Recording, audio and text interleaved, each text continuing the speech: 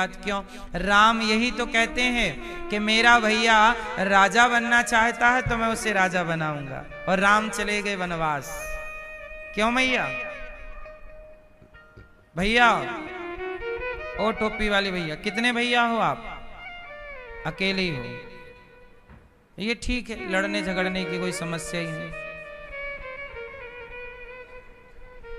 आप कितने हो? नहीं, ये हैं? चल अकेला सब अकेले हैं। पहले पूछते कितने भैया हो, बोले 12, 8, 6।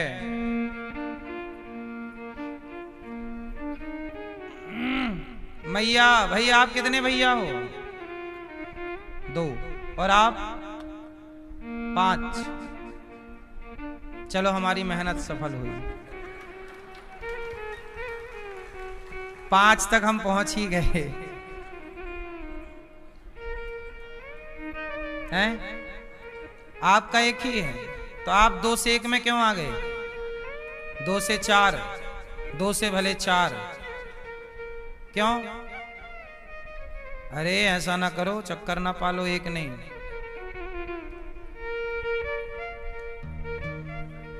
और हिंदुओं की, अच्छी लोगों की आबादी ज्यादा होना चाहिए कि दुष्टों की? हैं? 5। तो कहने का तात्पर्य यह हुआ,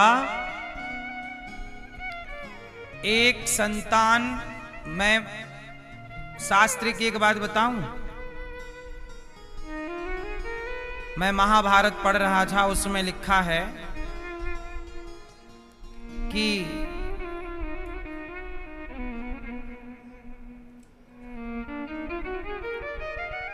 एक पुत्र हुआ शांतनु के। क्या नाम था शांतनु के पुत्र का? भीष्म पितामह। तो एक दिन शांतनु उदास थे, तो पितामह ने पूछा, किसी ने पूछा कि आप उदास क्यों हैं? बोले मेरा एक बेटा है इसलिए उदास हूं। क्यों? ये महाभारत में लिखा है, कहोगे तो पढ़ा दूंगा। लिखा है वहां कि एक बेटा एक पुत्र तो ना होने के बराबर है। एक पुत्र तो ना होने के बराबर है। एक पुत्र है मतलब नहीं है, ना के बराबर है। क्यों? बोले एक पुत्र है, एक पुत्र को कुछ हो गया, ये हम नहीं कह रहे हैं, महाभारत में शांतनु जी कह रहे हैं, एक बेटा है, कुछ हो गया तो हमारा वंश आगे कैसे बढ़ेगा, क्या होगा? इसलिए एक पुत्र तो है तो वो ना के बराबर समझना चाहिए। इसलिए शास्त्र कहते हैं पुत्र एक नहीं, कम से कम तो 2 हों। इसलिए पहले के जमाने में अधिक संतान का सुख दिया जाता था, मतलब आशीर्वाद। कोई पंडित जी गुरुजी से आशीर्वाद मांगे ना कोई स्त्री कि गुरुजी प्रणाम, तो गुरुजी आशीर्वाद देते थे, बहुपुत्र लाभम, जाओ देवी आशीर्वाद है तुम्हें बहुत पुत्रों का सुख प्राप्त हो, जाओ तुम्हें बहुत पुत्रों का, जोर से, सुख प्राप्त हो। इसलिए पुत्र कम से कम 2 तो हों। एक पुत्र तो ना के बराबर है, उसे आप ना ही मानो। ये हम नहीं कह रहे हैं, जो हमने पढ़ा वो हमने आपको कहा। इसलिए पुत्र कम से कम 2 बेटियां और 2 बेटे तो हों। क्या क्या होना चाहिए? 2 बेटे और, जोर से, राम भी 4 भैया हैं टोटल, राम लक्ष्मण भरत 5 हैं। राम जी की एक बहन भी है। राम जी की बहन का नाम पता है क्या है? राम जी की एक बहन है शांता। राम जी की बहन का नाम क्या है? शांता। दशरथ जी की 3 पत्नियां हैं, माता कौशल्या, माता सुमित्रा, माता कैकेयी। तो माता सुमित्रा की एक पुत्री हुई शांता।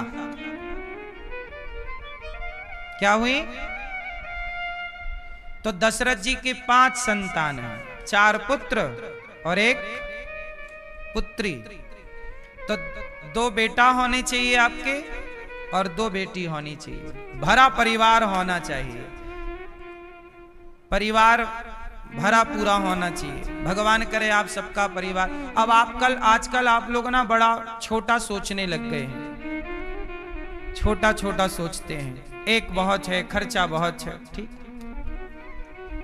आप अपने हिसाब से सोचते हैं, शास्त्र अपने हिसाब से बताते हैं। अब देखो ना, लड़के हैं ज्यादा और लड़कियां हैं कम, क्योंकि सबको लड़का चाहिए। लड़की पेट में आई तो गिरा दिया, तू मता। लड़का सबको चाहिए, लड़की किसी को नहीं चाहिए। तो लड़की ना चाहिए तो लड़कियां कम हो गई, इसलिए अब कितने लड़के हैं, शादी नहीं हो रही है, मिल ही नहीं रही। लड़कियों की आबादी कम है ना, भारत का रेशो देखिए, लड़कियां कम है। सो जाओ सो जाओ।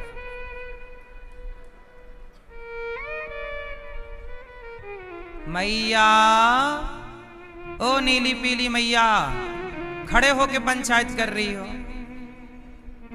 बैठ के करो मेरी माँ, बैठो अच्छे से और फिर करो पंचायत।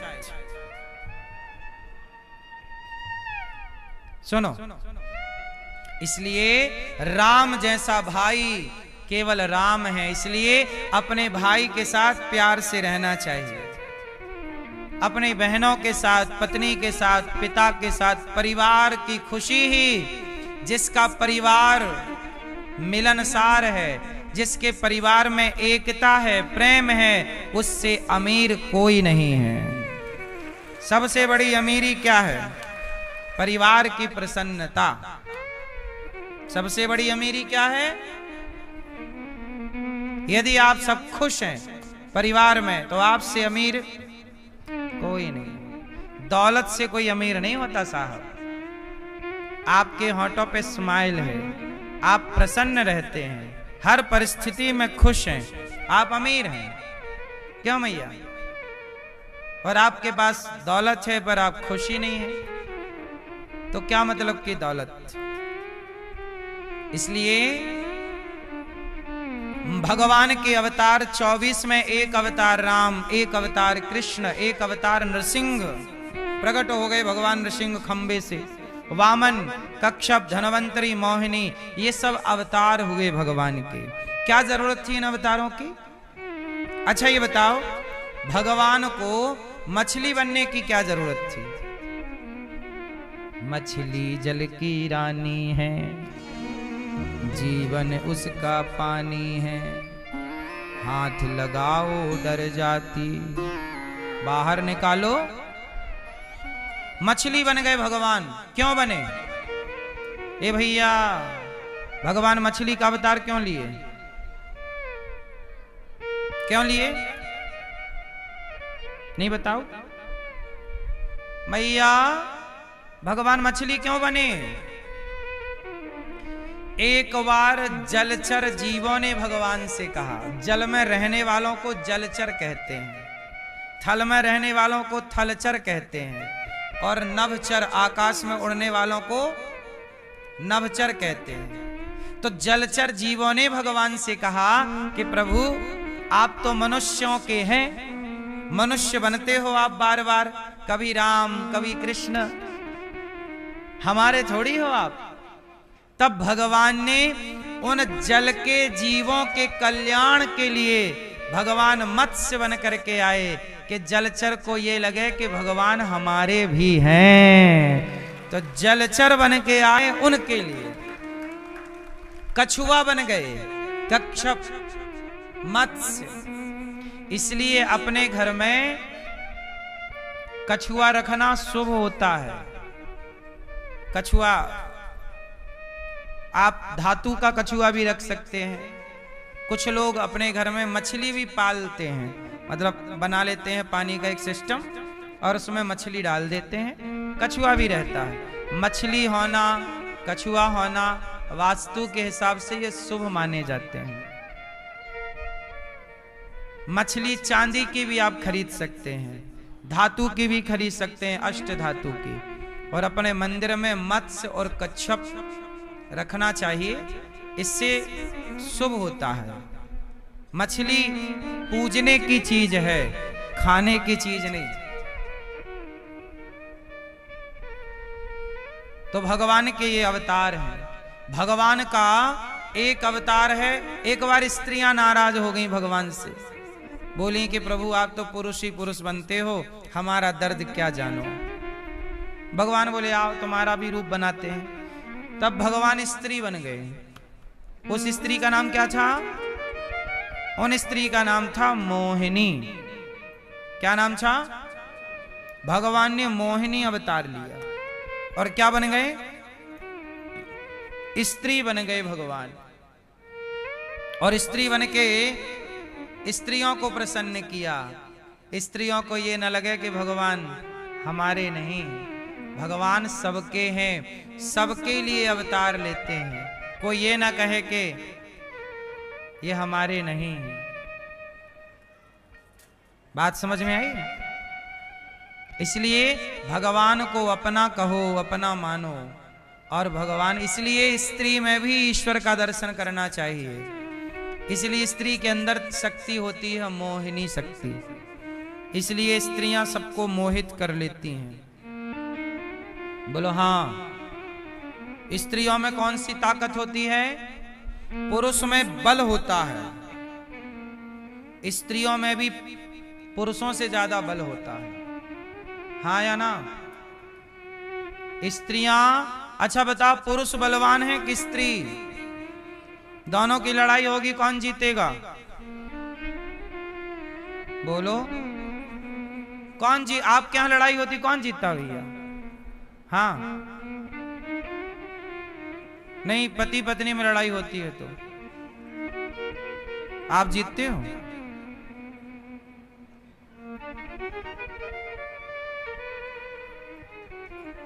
मैया आप जीतती हो?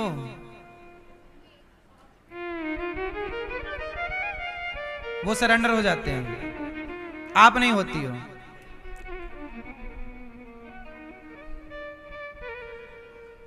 स्त्री से जीत ही नहीं सकते, इसलिए समझदार पुरुष वही है जो पंगा ही ना ले स्त्री से। जीतोगी नहीं।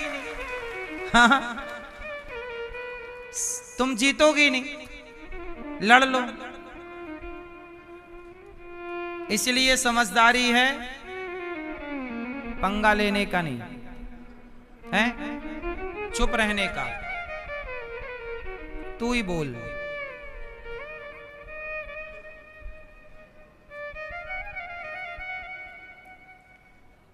इसलिए स्त्री कौन है? भगवान का स्वरूप, मोहिनी। इसलिए स्त्री मोहित करती है। वह स्त्री अच्छी है जो अपने पति को मोहित करके रखे, और जो स्त्री पड़ोसी को मोहित करे वो दुष्ट है।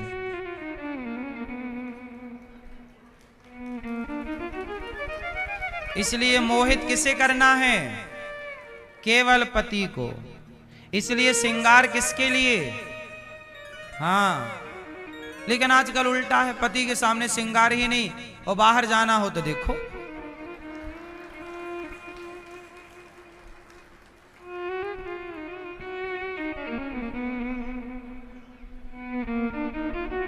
आपका रूप, आपकी सुंदरता आपके पति के लिए है। यदि संसार आपकी सुंदरता पर मोहित हो रहा है तो यह माता सीता श्रृंगार करती हैं किसके लिए? पति के लिए। अनसुईया जी श्रृंगार करती हैं किसके लिए? पति के लिए। राधा रानी श्रृंगार करती हैं किसके लिए? क्या राधा रानी का श्रृंगार किसी और के लिए है? क्या सीता माता का श्रृंगार किसी और के लिए है? ऐसे आपको भी यही भाव रखना है। कि हमारा श्रृंगार भी किसी और के लिए ना हो। यही धर्म है। यदि आप धर्म से चलो तो धर्म ये है, वरना फिर अधर्म से चलना है तो फिर सबको मोहित करो। तो भगवान के 24 अवतार हुए। 24 अवतारों में राम और कृष्ण अवतार विशेष हैं। अब देखो, वासुदेव परा वेदा, वासुदेव परा मखा, वासुदेव परा योगा, वासुदेव परा क्रिया। कृष्ण ही सब कुछ है,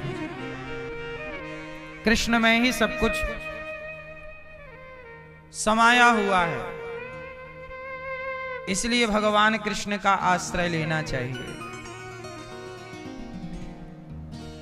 एक बार नारद जी आत्मकथा बताते हैं। एक बार नारद जी वेद व्यास जी के पास गए और कहने लगे कि व्यास जी आप उदास क्यों बैठे हैं। तो व्यास जी ने कहा कि देखो मैंने 17 पुराण लिख डाले पर शांति नहीं मिल रही है। तब कहा कि भागवत जी की रचना कीजिए, जब भागवत की रचना करोगे शांति मिलेगी। नारद जी बोले मैं पिछले जन्म में दासी पुत्र था। अच्छा, नारद जी पहले जन्म में क्या थे, जरा ध्यान से सुनिएगा। नारद जी पिछले जन्म में इनकी माता घर में बर्तन धोने का काम करती थी। नारद जी की माता। एक दिन क्या हुआ कि संत आए, नारद जी ने खूब संतों की सेवा की। तो नारद जी संतों से बोले कि गुरुदेव हमें भी कोई मंत्र दे दो। तो संतों ने मंत्र दे दिया। अब वो मंत्र सुन करके नारद जी उस मंत्र का जाप करने लगे। संत जाने लगे तो पीछे पीछे नारद जी भी जाने लगे। तो माता ने रोक लिया नारद जी की कि बेटा तुम चले जाओगे तो हमारा बुढ़ापे का सहारा कौन बनेगा। तो रोक लिया माता ने। नारद जी बड़े परेशान हो गए कि देखो माता के चक्कर में मुझे रुकना पड़ा। एक दिन माता को सांप ने डस लिया। नारद जी की माता जी का देहांत हो गया, मृत्यु हो गई। तब नारद जी ने माता का अंतिम संस्कार किया, सारी विधि की और नारद जी जंगल चले गए और वहां उसी मंत्र का जाप किया जो मंत्र गुरु जी ने दिया था। उस मंत्र का जाप करते करते वर्षों बीत गए, जवानी निकल गई, बुढ़ापा निकल गया, आखिरी समय आ गया। एक दिन नारद जी रोने लगे, हे भगवान हम तुम्हारी भक्ति करते करते जवानी गवाए, बुढ़ापा गवाए, तुम तो आए ही नहीं। लगता है हमारा सब भजन फालतू चला गया, आपका तो दर्शन हुआ नहीं। तब आकाशवाणी हुई, बेटा नारद तुम्हें इस जन्म में मेरा दर्शन नहीं होगा। मेरा दर्शन करने के लिए तुम्हारे शरीर में बल नहीं है। ये शरीर जब छूटेगा तब हम तुम्हें दिव्य शरीर प्रदान करेंगे, उस शरीर से आप मेरा दर्शन कर पाओगे। अब नारद जी प्रसन्न हो गए और इंतजार करने लगे कि ये शरीर कब छूटे, कब प्रभु का दर्शन हो। और नारद जी भगवत चिंतन करने लगे, मंत्र का जाप करने लगे। शरीर छूटा तो उन्हें ब्रह्मा का पुत्र बनने का सौभाग्य मिला। नारद जी किसके पुत्र हैं? नारद जी किसके बेटे हैं? किसके मेरी मां? ब्रह्मा जी के बेटे हैं। और ब्रह्मा जी के पुत्र जब बने तो अब इन्हें भगवान का दर्शन हुआ। ये कथा ये बताती है कि हम आज जो तपस्या करेंगे, भजन करेंगे, इस भजन के प्रभाव से हमें एक दिव्य शरीर प्राप्त होगा, जिस शरीर से परमात्मा का प्रत्यक्ष दर्शन सुलभ है। क्या है कि इस शरीर से भगवान का दर्शन कैसा है? ये शरीर मिला है तपस्या के लिए। देहिनाम क्षण भंगुरः तपो दिव्यम पुत्र का येन सत्वम। ये शरीर किसके लिए मिला है? तपस्या के लिए। जब तपस्या आप इस शरीर से करोगे तो आपको भगवान इस शरीर के बाद अपना दर्शन दिव्य शरीर देंगे और आप फिर उनके सन्निकट रहोगे। भगवान का मिलना कठिन नहीं है। आप अपने शरीर को तपस्वी तो बनाओ, त्यागी तो बनाओ। नारद जी को ब्रह्मा का बेटा आज भी नारद जी हैं, विचरण करते हैं किसके बल पर? तपस्या के बल पर। नारद जी बोले व्यास जी आप भागवत जी की रचना कीजिए, और भागवत जी की बात व्यास जी को नारद जी ने बताई। 4 श्लोकों की भागवत जी सुनाई। और भागवत जी की शुरुआत वेद व्यास जी ने कहां से की? महाभारत के युद्ध से। मैया महाभारत एक युद्ध हुआ, जैसे आज दुनिया भर में युद्ध चल रहे हैं, ऐसा ही एक जमाने में युद्ध भारत में हुआ था। सबसे बड़ा युद्ध कौन था? राम रावण का युद्ध बड़ा था कि महाभारत का युद्ध बड़ा था? जोर से मैया, कौन सा युद्ध बड़ा था? कौन सा? आप थे उस महाभारत में? कौन सा युद्ध बड़ा मेरी मां? महाभारत आपने देखा है? सुनो, राम रावण का युद्ध सबसे बड़ा था। महाभारत के युद्ध में तो कोई योद्धा ही नहीं था। अच्छा बताओ, रावण बड़ा योद्धा था कि अर्जुन, पितामह, कृपाचार्य, गुरु द्रोणाचार्य? बताओ, रावण जैसे योद्धा की बराबरी कौन सा योद्धा कर रहा था महाभारत का? जरा नाम बताओ। क्या रावण जैसा बल अर्जुन के पास था? उत्तर। क्या भीम के पास था? अरे रावण की छोड़ो, क्या मेघनाथ जैसा बलवान कोई था? उत्तर। भैया छोड़ो, कुंभकर्ण जैसा बलवान था? उत्तर बोलो। नहीं। सोचिए कि राम रावण के युद्ध में राम लड़ रहे हैं, जबकि महाभारत में तो भगवान कृष्ण लड़े ही नहीं, अर्जुन ही निपटाते रहे। हम ये नहीं कहते कि कृष्ण नहीं लड़े, ना करते हुए भी कर वही रहे थे सब, लेकिन उस युद्ध में भगवान को लगा कि कोई इतना है ही नहीं कि जिससे मुझे लड़ना पड़े, पर राम को लड़ना पड़ा। तो जरा सोचिए कि जहां भगवान खड़े हों, हनुमान जी खड़े हों, हनुमान जी भी लड़े।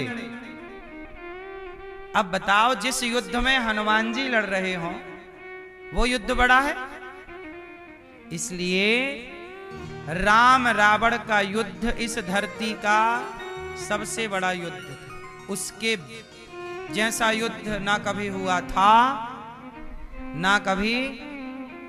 अब आपको एक छोटी सी कहानी, छोटी सी कथा सुनाते हैं, जो घटना घटी, सत्य जो लिखा है पुराणों में, वो सुनो। भीम भैया लंका गए हैं, क्योंकि त्रेता युग में घटना घटी राम रावण के युद्ध की, और महाभारत का युद्ध कब हुआ? द्वापर में। तो त्रेता के बाद क्या आया? द्वापर में जब महाभारत की तैयारियां चल रही थीं, तो भीम भैया लंका गए थे विभीषण से कहने कि चलो आप हमारे तरफ से युद्ध करो।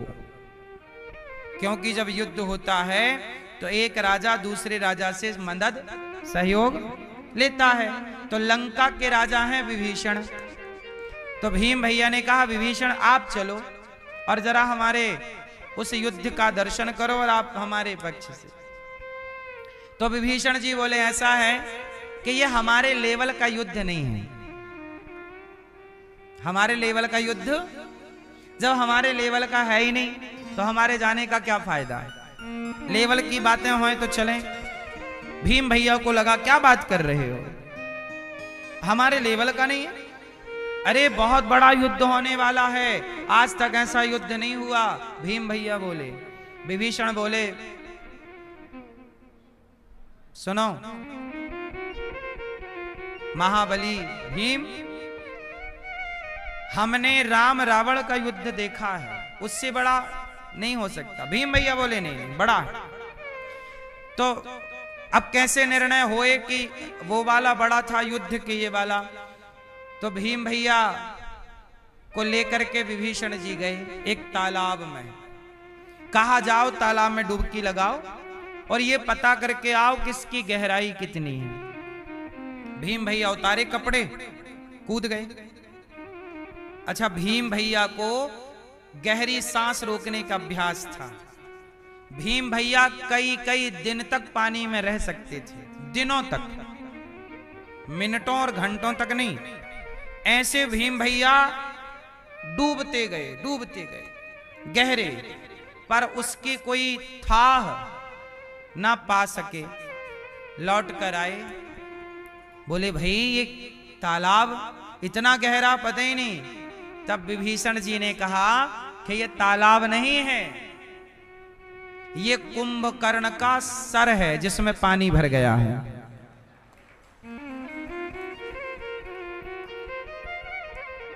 ये कुंभकर्ण का, राम जी ने इसका सर काटा तो गिरा, तो मांस तो खत्म हो गया, हड्डी का ढांचा बचा, तो उसमें पानी भर गया बारिश का, इतना भरा कि तुम पार नहीं पाए। अब सोच लो, ये लोग उस समय युद्ध कर रहे थे।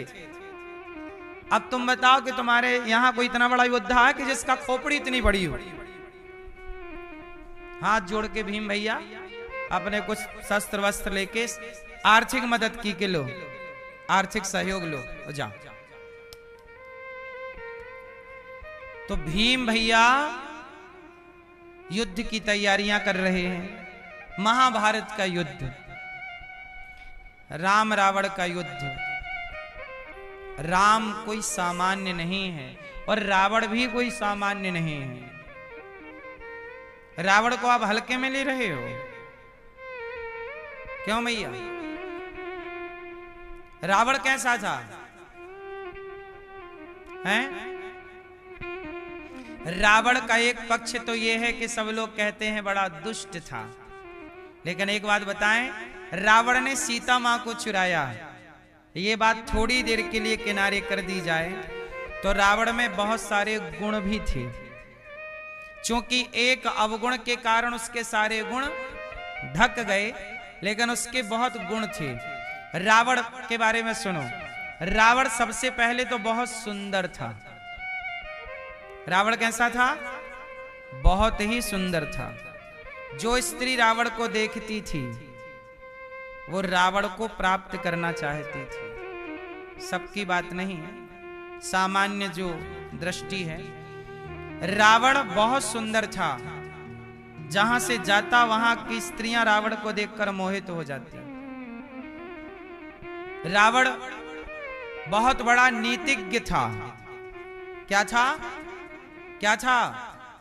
इसलिए राम जी ने लक्ष्मण जी से कहा था कि जाओ, रावण मरने वाला है, कुछ नीति शास्त्र का ज्ञान ले लो। हाँ या ना? तो कुछ नीति रावण से ले लो, क्योंकि रावण एक महान शासक था। कैसा? रावण के राज्य में गौ हत्या नहीं होती थी। जरा सोचिए, रावण का शासन कैसा था कि लंका सोने की थी, और केवल रावण का महल नहीं, रावण के यहां करोड़ों लोग रहते थे। तो करोड़ों लोग जो रहते थे उनके यहां भी संपन्नता थी। मतलब लंका पूरा एक देश मान लो, लंका जो देश है वो संपन्न था। क्यों? क्योंकि रावण की अर्थनीति अच्छी थी, राजनीति अच्छी थी। रावण बहुत बड़ा पावरफुल था, देवता भी थर थर कांपते थे। सिंहासन के नीचे तो शनि महाराज को रखा था। रावण, देवता हाथ जोड़े खड़े रहते। रावण एक बार देख लेता ना तो देवता थर थर कांपने लग जाते। ये रावण का दबदबा था। शंकर जी, आप लोग सावन आता है ना तो माटी के शंकर जी बनाते हो। सावन आता था तो रावण शंकर जी को बुलाता था, बोले बाबा सावन आ गया आओ। बुलाता, शंकर जी को बिठाता और श्रृंगी लेता, अभिषेक करता, सही के शंकर जी लाता, लो बैठो। और शंकर जी आते, और शंकर जी यदि आना कहानी करे नहीं आऊंगा तो उठा के ले आता, चुपचाप बैठो हम अभिषेक करेंगे। ऐसा रावण था। ब्रह्मा जी रोज आते थे रावण के यहां वेद पढ़ाने। हाँ रावण चलो टाइम होए तो वेद पढ़ाऊं। ऐसा रावण, ब्रह्मा जी आते थे। 1,00,000 बेटे थे रावण के। कितने बेटे थे? 1,25,00,000 नाती। संपन्न रावण। कौन है ये रावण? रावण ज्योतिष का बड़ा ज्ञाता था। जब मेघनाथ का जन्म होने वाला था तो रावण ने मेघनाथ के जन्म में ग्रह नक्षत्र को ऐसे अनुकूल किया, ऐसे समय में पैदा करना चाहता था मेघनाथ को कि ये अमर हो जाए। ऐसे संयोग ग्रह नक्षत्र, ऐसी गणना में कि ये मरे ही ना, जन्म से अमर हो। तो बस सब ग्रह नक्षत्र रावण के डर के कारण सही समय पे सही जगह आके बैठ गए, पर शनि ने थोड़ा तिगड़म कर लिया। तो शनि पे गुस्सा आ गई रावण को, तूने खेल बिगाड़ा है, इसलिए आ उठाया और सिंहासन के नीचे डाल दिया। अब तू सदा मेरे नीचे रहेगा। ये रावण।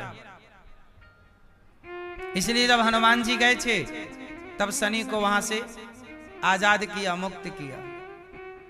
इसलिए जो हनुमान चालीसा का पाठ करता है, जो हनुमान जी की शरण में है, उस पर शनि का कोई प्रभाव नहीं पड़ता है। शनि ने तभी वरदान दिया था कि जो हनुमान जी आपने मुझे रावण के कष्ट से बचाया, अब जो आपका ध्यान करेगा, जब तब करेगा, उसे मैं कभी परेशान, मेरी दशा भी चल रही हो तो उस पर मैं कृपा ही बरसाऊंगा। इसलिए हनुमान चालीसा का पाठ नित्य करना चाहिए सबको। कर जोरे सुर दिसिप विनीता, भ्रकुटि बिलोकत सकल सभीता। रावण कौन है? रावण पिछले जन्म में कौन था? जय और विजय, भगवान नारायण के 2 द्वारपाल जय और, इन दोनों ने संतों को रोक दिया भगवान से मिलने से, शाप मिल गया। इसलिए कहता हूं भक्त को भगवान से मिलने दिया करो। भक्त और भगवान के बीच में बाधा ना बनो, वरना राक्षस हो जाओगे। जय विजय पार्षद हैं, नित्य भगवान के सेवक हैं, नित्य द्वारपाल हैं। जय और विजय, शाप लग गया, जाओ राक्षस हो जाओ, भगवान से मिलने से रोकते हो, शाप मिला। वही जय विजय रावण कुंभकर्ण हो गए। ये कोई सामान्य नहीं है। रावण बस एक गलती कर दिया उसने, सीता मां को चुरा के ले आया, नियत बिगड़ गई, जगत जननी पर नियत बिगड़ गई। इसलिए कहता हूं आप कितने भी विद्वान हो, आप में लाख गुण हो, पर यदि आप में एक अवगुण आ जाए, एक अवगुण कौन सा? पराई स्त्री का अवगुण। बाकी अवगुण तो चलो छिप जाते हैं, बाकी अवगुण तो छिप जाते हैं, पर पराई स्त्री का अवगुण आ गया यदि आपके अंदर, तो आप कितने भी बड़े ज्ञाता, कितने भी बड़े बलवान धनवान हो, समाज आपके पुतले ही जलाएगी। आपकी अच्छाइयां लाख हों, लेकिन उन अच्छाइयों को ना देखा जाएगा। आप लोग शिव तांडव पढ़ते हो कि नहीं?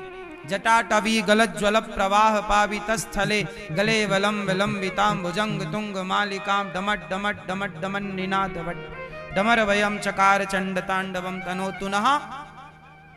ये किसने रचना की? शिव तांडव स्तोत्र की रावण ने। सोचिए तांडव, जो शिव तांडव हम और आप लोग पढ़ते हैं, वो लिखने वाला कौन था? रचने वाला कौन था? जरा सोचो कि रावण कितना विद्वान था। रावण ने एक पुस्तक लिखी है, उस पुस्तक का नाम है रावण संहिता। आज भी पढ़ी जाती है, ज्योतिष की बहुत बड़ी पुस्तक है वो। रावण इतना विद्वान था कि उसके लिखे ग्रंथ त्रेता के बाद द्वापर निकल गया, द्वापर के बाद कलयुग चल रहा है, युगों बाद भी रावण की पुस्तक पढ़ी और सुनी जाती है। रावण संहिता, रावण संहिता के अनुसार ही ज्योतिष का हिसाब किताब चलता है। मतलब बहुत बड़ा पंडित था वो, बहुत बड़ा ज्ञाता। इसलिए तो कहते हैं, इसलिए तो कहते हैं, हाँ कहते हैं कि वेद जो पढ़ते हैं, वेद जो पढ़ते हैं ज्ञानी कहलाते हैं।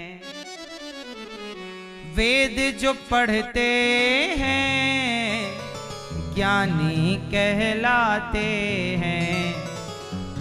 पर रावण के जैसा, पर रावण के जैसा कोई ज्ञानी कहाँ होगा। जब भक्त नहीं होंगे भगवान कहाँ होगा। हर एक समस्या का समाधान कहाँ होगा। मेहमान, मेहमान जो आते हैं मेहमानी होती है। मेहमान जो आते हैं मेहमानी होती है। बताओ आज तक के इतिहास का सबसे श्रेष्ठ मेहमान कौन सा है, ये मैया बताओ। किस मेहमान को आज तक याद किया जाता है? विद्वानों में रावण को आज तक याद किया जाता है, मेहमानों में किसे? मैया। मेहमान जो आते हैं मेहमानी होती है। पर भक्त सुदामा सा मेहमान कहाँ होगा। पर भक्त सुदामा सा मेहमान कहाँ होगा। और दान जो करते हैं दानी कहलाते हैं। दान जो करते हैं दानी कहलाते हैं। बताओ आज तक के इतिहास में सबसे बड़ा दानी कौन? भैया, पीले भैया, सबसे बड़ा दानी कौन? दान जो करते हैं दानी कहलाते हैं। जो दान करता है वो क्या कहलाता है? पर आज तक के इतिहास में सबसे बड़ा दानी कौन? कर्ण, बलि। ये बलि कह रहे हैं, कर्ण कह रहे हैं। और क्या? कौन? कर्ण, हरिश्चंद्र, कृष्ण भगवान। मैया क्या बोलती तू? दान जो करते हैं दानी कहलाते हैं। पर मोर ध्वज जैसा, पर मोर ध्वज जैसा कोई दानी कहाँ होगा। किसके जैसा? किसके जैसा? मोर ध्वज। बोलिए मोर ध्वज। क्या दान किया था? अपने पुत्र को आरे से चीर करके। क्यों दिया था? ब्राह्मण धर्मराज, ये घटना तब की है जब धर्मराज युधिष्ठिर ने कौरवों को हरा दिया और धर्मराज युधिष्ठिर बने राजा। तो धर्मराज युधिष्ठिर ने किया यज्ञ, यज्ञ में खूब दान किया, गौदान, भूमिदान, स्वर्णदान, अन्नदान। अर्जुन को आ गया घमंड, मेरा भैया बड़ा दानी है, मेरे भैया युधिष्ठिर से बड़ा दानी कोई नहीं। भगवान कृष्ण से अर्जुन ने अहंकार में कहा, केशव क्या मेरे कृष्ण, मेरे भैया से बड़ा दानी कोई है? तब भगवान ने मुस्कुराते कहा कि तुम्हारे भैया का नाम तो हमारी डायरी में कहीं है ही नहीं। अर्जुन ने भगवान की डायरी छीन ली, कहा लाओ हम चेक करेंगे कि आपकी डायरी में पहला नाम किसका है। तो भगवान कृष्ण की डायरी में पहला नाम था मोरध्वज का। अर्जुन बोले प्रभु ये कौन है, मैं नहीं जानता। भगवान बोले कि ये मेरा एक भक्त है, मोरध्वज नाम है, ये बहुत बड़ा दानी है, नित्य अन्नदान करता है, निष्कपट भाव से दान करता है, खूब दीन दुखी ब्राह्मणों की सेवा करता है। इसका नाम मेरी डायरी में सबसे पहले है, सबसे ऊपर, ये देखो मोरध्वज। अर्जुन बोले प्रभु मैंने तो नाम भी नहीं सुना। भगवान बोले मेरा भक्त गुप्त रहता है, किसी के बीच में नहीं। अर्जुन बोले मैं नहीं मानता कि दानी है, मैं परीक्षा लूंगा, चलो परीक्षा लेवाओ और परीक्षा में पास होगा तब मैं मानूंगा कि तुम्हारा भक्त बड़ा है, वरना जंगल में मोर नाचा किसने देखा, हम कैसे माने। अर्जुन बोले चलो। भगवान बोले मेरे को तो डाउट नहीं है, पर आप कह रहे हो तो चलो। तो अर्जुन और कृष्ण दोनों चले परीक्षा लेने, और दोनों बन गए पंडित जी, ब्राह्मण बन गए। रूप किसका बनाया? ब्राह्मण का रूप बनाया। चले मोरध्वज के राज्य में। मोरध्वज के यहां जब चले तो ब्राह्मण बन के गए। अच्छा यमराज जी को बुला लिया, यहां आओ, तुम बुढ़े शेर बन जाओ, परीक्षा लेना है ना, तो रूपरेखा तैयार करो। हम दोनों बनते हैं ब्राह्मण और तुम बन जाओ शेर। और शेर भी कौन सा? बुढ़ा शेर, दांत वांत गिरा के आना पूरे। अब बुढ़ा शेर कौन बन गया? यमराज। अर्जुन बन गए ब्राह्मण, भगवान कृष्ण बन गए ब्राह्मण और चले मोरध्वज के यहाँ। मोरध्वज के यहाँ पहुंचे। महाराज की जय हो। मोरध्वज ने देखा कि दो ब्राह्मण आए हैं, सिंहासन से उतरकर ब्राह्मणों को बिठाया, चरणों को धोए। कहा मोरध्वज ने कि हे ब्राह्मण देवता, आप हमारे द्वार पर आए, बताइए हम आपकी क्या सेवा करें। तो भगवान कृष्ण बोले, जो ब्राह्मण बने आए थे, भगवान बोले कैसा है राजन, हमने सुना है कि तुम बहुत बड़े दानी हो। मोरध्वज बोले प्रभु हम तो भगवान के छोटे से दास हैं, छोटे से सेवक हैं, हम कहाँ दानी हैं, दानी तो भगवान हैं, दाता एक राम, भिखारी सारी दुनिया। भगवान से बड़ा दानी कौन? सच बताओ, सबसे बड़ा दानी कौन है? भगवान हैं, जिन्होंने हमें आंख दी, हमें 2 आंख दान की है। किसने? हमारे भगवान श्रीमन नारायण ने। हमें 2 पांव दान किए हैं, भगवान श्रीमन नारायण ने। हमें 2 पांव, भगवान ने हमें पांव ना दिए होते तो हम कैसे चलते, आंख ना दी होती तो कैसे देखते। तो भगवान सबसे बड़े दानी हैं, जिन्होंने आपको भी 2 आंखें दी हैं। बोलो हाँ, 2 पांव दिए हैं, मुंह दिया है, सुंदर सा जीवन दिया है, दानी तो भगवान है। मोरध्वज बोले भगवान सबसे बड़े दानी हैं। तो भगवान कृष्ण बोले कि सुनो, हमें भूख लगी है, सुना है कि तुम बहुत बड़े दानी हो, तो ऐसा करो कि हमें भोजन करा दो। मोरध्वज बोले महाराज ये तो बड़ी सौभाग्य की बात है कि आपको भोजन कराने का सौभाग्य मिलेगा। तो ब्राह्मण बोले कि हम भोजन तो करेंगे, पर ऐसा है कि हमारा शेर बाहर खड़ा है। हमारा कौन बाहर खड़ा है? शेर। और वो हो गया है बुढ़ा, उसके गिर गए हैं दांत, और वो खाता है मांस।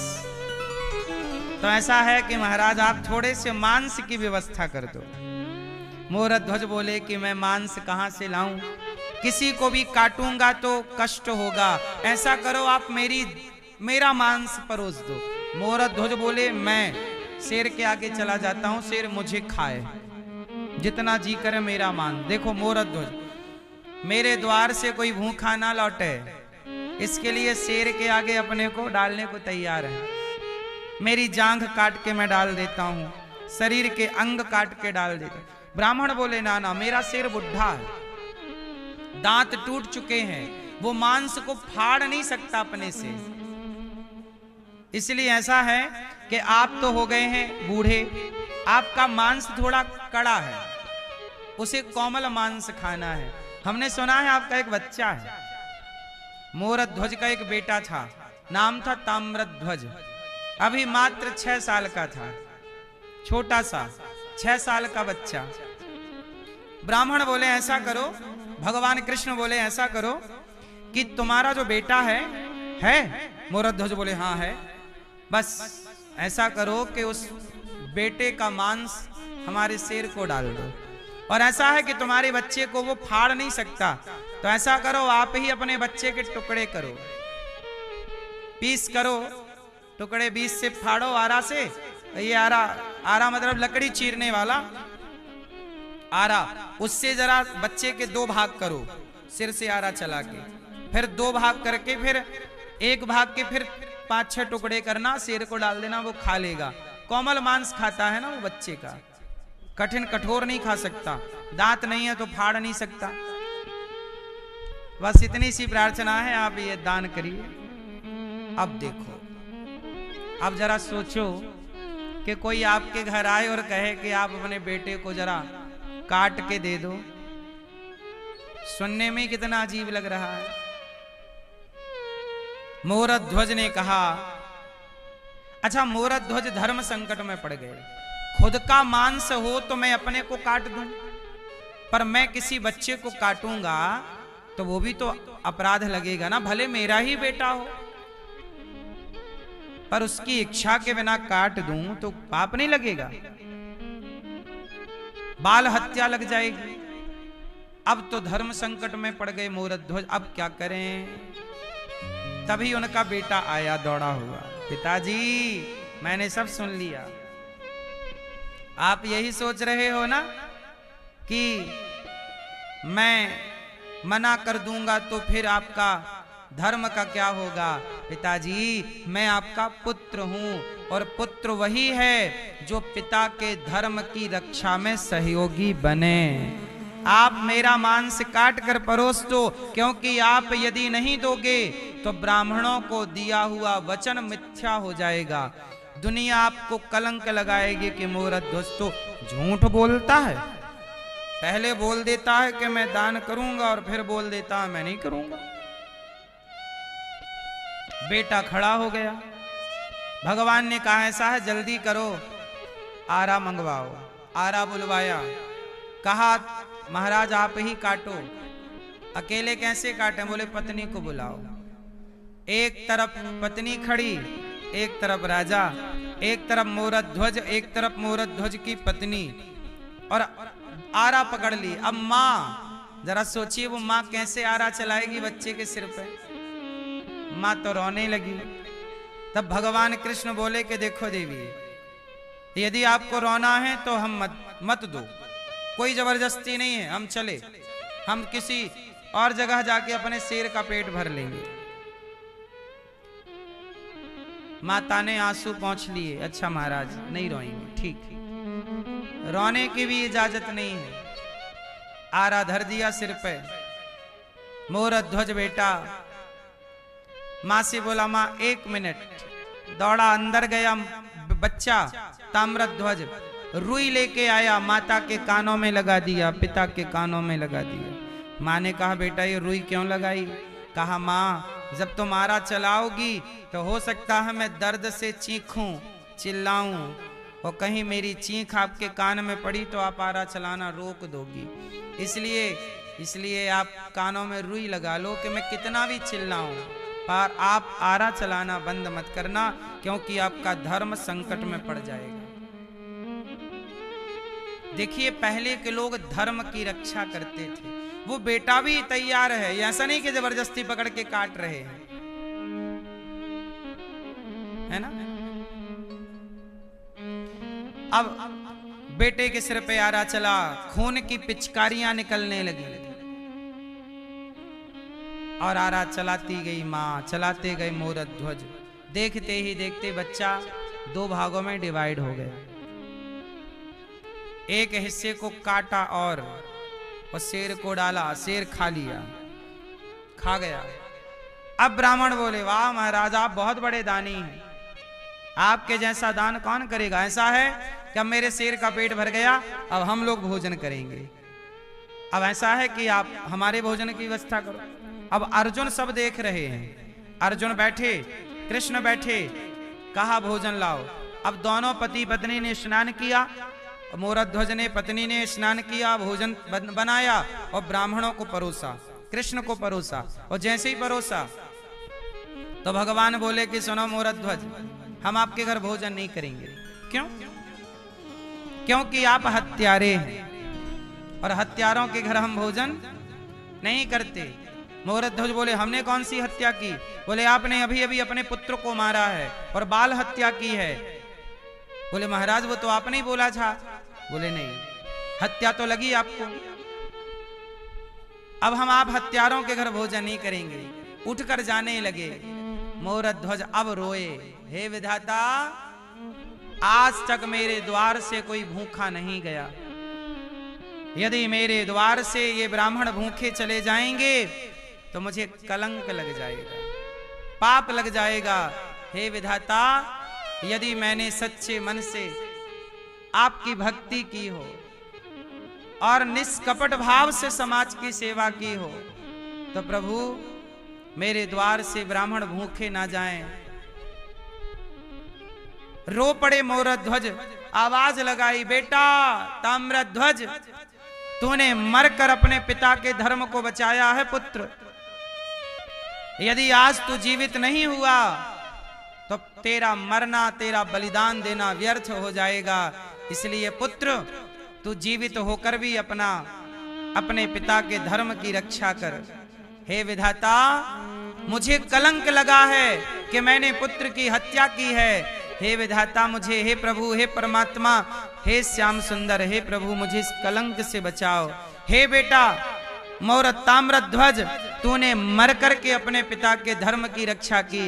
बेटा एक बार तू जिंदा होकर अपने पिता के धर्म की रक्षा कर। यदि तू आज जीवित नहीं हुआ तो तेरे पिता का धर्म चला जाएगा। ये कह करके जब मोरत ध्वज दुखी हुए तो भक्त को दुखी देखकर भला भगवान कैसे ना रोते। भगवान ने उनके मरे हुए पुत्र को जीवित कर दिया और ताम्रध्वज दौड़ा हुआ आया, पिताजी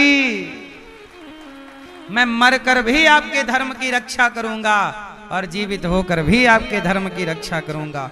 भगवान ने उनका मरा हुआ पुत्र जीवित किया और लौटाया। और जब मोरत ध्वज ने पुत्र को देखा और ब्राह्मणों को देखा तो वहां कोई ब्राह्मण नहीं थे, वहां अर्जुन और कृष्ण थे और वहां पर यमराज थे शेर के रूप में। हाथ जोड़ करके अर्जुन चरणों में गिर पड़े मोरत ध्वज के। अब अर्जुन को विश्वास हो गया कि प्रभु मोरत ध्वज के जैसा इस धरती पे कोई दूसरा दानी नहीं। इसलिए पहले के लोग पुत्र की रक्षा नहीं, अपने प्राणों की रक्षा नहीं, पहले के लोग धर्म की रक्षा करते थे। इसलिए आपसे मेरी प्रार्थना है कि पुत्र गया तो आ जाएगा, प्राण गए तो फिर जीवन मिल जाएगा, पर धर्म गया तो फिर कहाँ ढूंढोगे। इसलिए धर्म की रक्षा करना सीखो। धर्मो रक्षति रक्षिता, जो धर्म की रक्षा करता है धर्म उसकी रक्षा करता है। इसलिए किसी भी परिस्थिति में मेरी माँ धर्म को मत जाने दीजिए। किसे मत जाने दीजिए?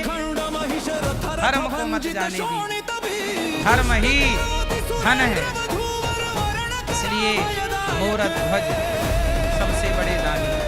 मोरत ध्वज ने क्या कहा कि मेरे द्वार से कोई ब्राह्मण भूखा, कोई अतिथि भूखा ना जाए। आप गृहस्थों के घर से कोई अतिथि भूखा चला गया तो ये आपके लिए सबसे बड़ा पाप है। लेकिन आजकल अतिथि की सेवा करने में यदि आपको 2 लोगों का भोजन बनाने पड़ जाए तो सिर चढ़ जाता है कि ये आगे खाने। कोई मेहमान आए और उसके लिए भोजन बनाना पड़े तो इसी भाव से बनाना चाहिए कि हमारे द्वार पर भगवान आए हैं, ना जाने किस रूप में नारायण मिल जाए। हर रूप में भगवत दर्शन करते भोजन कराना चाहिए। अतिथि को देख करके कभी सिर ना चढ़ा लो, परेशान ना हो जाए। अतिथि के रूप में भगवान ही है, इसलिए अतिथि सबसे बड़ा भगवान है।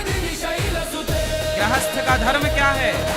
माता की सेवा, पिता की सेवा, अतिथि की सेवा, बस इतने से तुम्हारा कल्याण हो।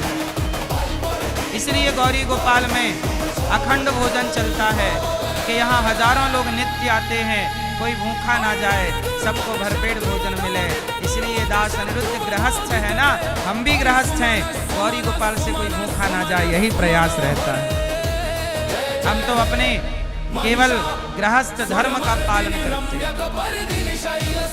कोई भी यहाँ से भूखा ना जाए। सारे भक्तों को अभी भी देखो, आप यहाँ बैठे हैं, ऊपर भोजन चल रहा है, अभी भी चेक कर सकते हैं। रात के 2 बजे आना, भोजन मिलेगा गौरी गोपाल। 24 घंटे यहाँ से कोई भूखा नहीं जाता। हमारे को ये विश्वास है कि इसी अतिथि सेवा के बल पर हमें भगवत दर्शन होगा। सेवा ही परमात्मा से जोड़ेगी, सेवा ही भगवान का दर्शन कराएगी। इसलिए कहता हूँ आप भी सेवा करो। यहाँ हजारों साधु संत आते हैं, सबको भरपेट भोजन मिलता है। कोई भी संत आए, आपसे मेरी प्रार्थना है आप भी अन्नदान करो, थोड़ा सा संतों को भोजन कराओ। हाँ, अन्नदान सबसे बड़ा दान। यहाँ पर अभी 10 तारीख को 10 मार्च को लगभग 20 गरीब परिवार की बेटियों का, किसी के पिता रिक्शा चलाते हैं, किसी के पिता मजदूरी करते हैं, तो किसी की माता नहीं है, किसी की पिता नहीं, ऐसी बेबस मजबूर बेटियां, उन बेटियों का विवाह यहाँ पर, गरीब कन्याओं का लगभग 20 बेटियों का विवाह यहाँ पर होगा अभी 10 तारीख। आपसे मेरी प्रार्थना है कि एक बेटी का विवाह आप सहयोग करें, एक कन्यादान आप करें, आपकी ओर से थोड़ा थोड़ा सहयोग। हमें 20 बेटियों के लिए पलंग, अलमारी, उनके लिए मंगलसूत्र, उनके लिए पायल, ये सब तैयारी हम कर रहे हैं।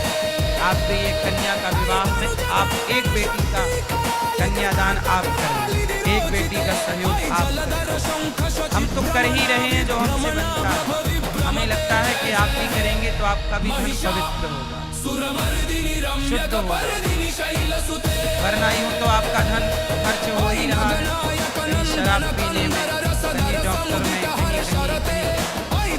यदि सही जगह धन खर्च होने लग जाए तो धन गलत जगह जाएगा ही। इसलिए कहता हूँ दान अवश्य करना चाहिए।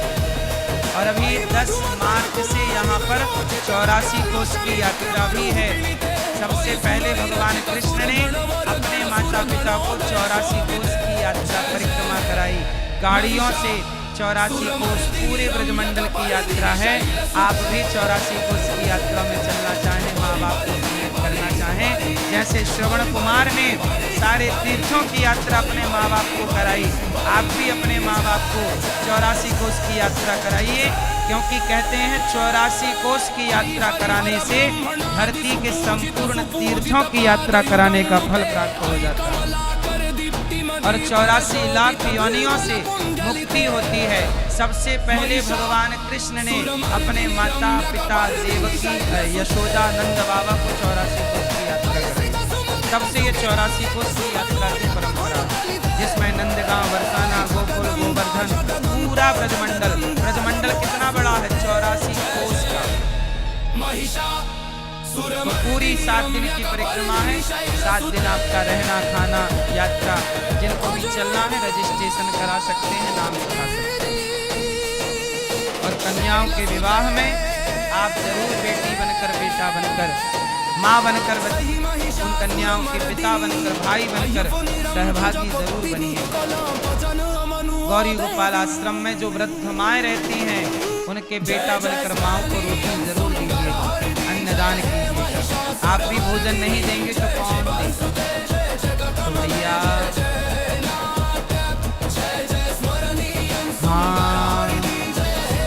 दान जो करते हैं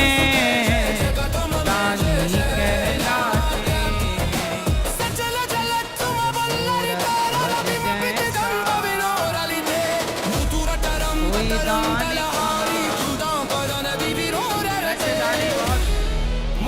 कैसे राजा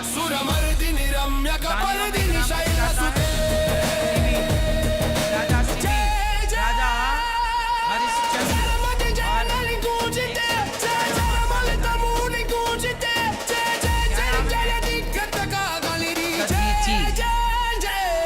किनका नाम दधीची ऋषि ने क्या दान किया था? क्या दान किया था? अपनी हड्डियां दान की।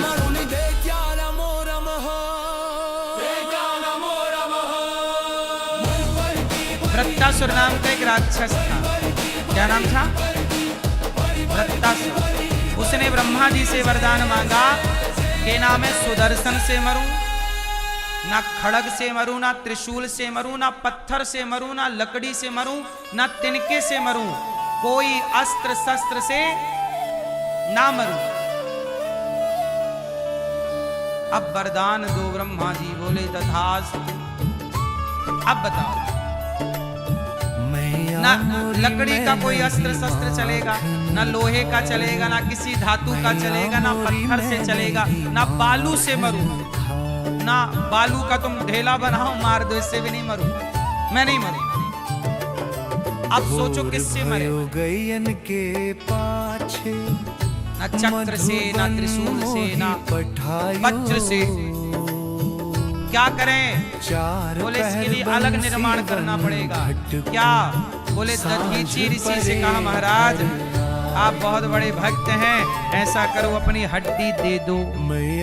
क्या करोगे हड्डी का? बोले हड्डी का वज्र बनाएंगे, क्योंकि अस्त्र शस्त्र में हड्डी का कोई नाम आज तक आया ही नहीं।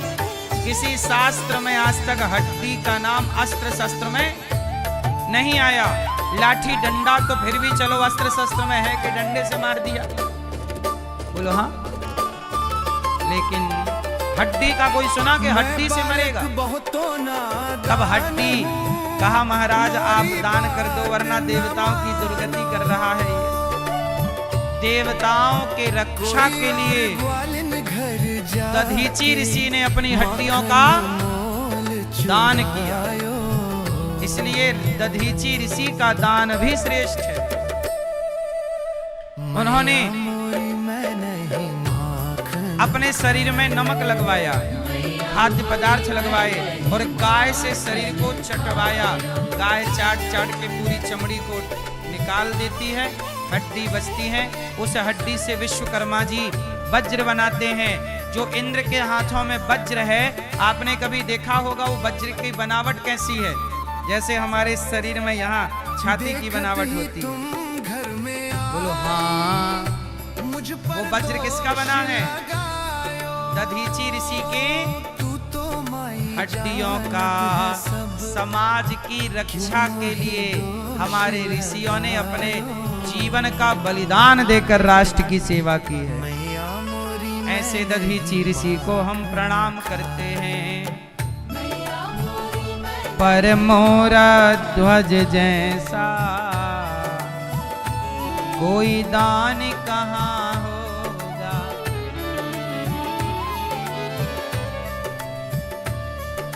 सूरदास प्रभु हर युग में नारी का अपमान चला आया। हर युग में नारी का अपमान चला आया।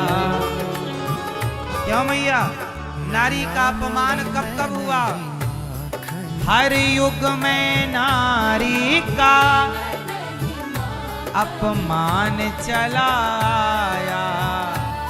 पर बताओ इतिहास में आज तक नारी का सबसे बड़ा अपमान कब हुआ?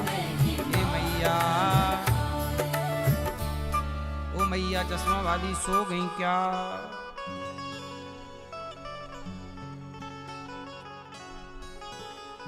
बरसों से चला आया अपमान ये नारी का। पर सबसे बड़ा अपमान पर चीर हरण जैसा, पर चीर हरण जैसा अपमान कहाँ होगा, जब भक्त नहीं होंगे भगवान कहाँ होगा। अच्छा बताओ, भक्त बड़े कि भगवान बड़े? कौन बड़ा? मैया कौन बड़ा? भक्त बड़े कि भगवान बड़े? जोर से, कौन बड़ा? कौन बड़ा? कौन बड़ा? एक बार पृथ्वी माता बोली मैं बड़ी, तो पृथ्वी बोली मैं बड़ी, तो शेष भगवान बोले कि तुम बड़ी तो मेरे सिर पे क्यों पड़ी? शेष भगवान बोले मैं बड़ा, तो शेष भगवान बोले मैं बड़ा, तो शंकर जी बोले मेरे गले में क्यों पड़ा?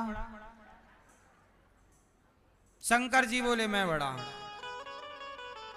तो कैलाश पर्वत बोला शंकर जी आप बड़े तो मेरी खोपड़ी में आप क्यों खड़े? कैलाश बोला मैं बड़ा। कैलाश बोला मैं बड़ा, तो रावण बोला तू बड़ा तो मेरे हाथों में कैसे पड़ा? कैलाश को रावण ने उठा लिया। रावण बोला मैं बड़ा। रावण बोला मैं बड़ा, तो बाली बोला मेरी कांख में कैसे पड़ा? तू बड़ा तो मेरी कांख में कैसे पड़ा? बाली बोला मैं बड़ा। बाली बोला कि मैं बड़ा, तो राम जी बोले कि तू बड़ा तो मेरे बाणों से क्यों मरा? तू बड़ा तो मेरे बाणों से क्यों मरा? राम जी बोले मैं बड़ा। तब हनुमान जी बोले प्रभु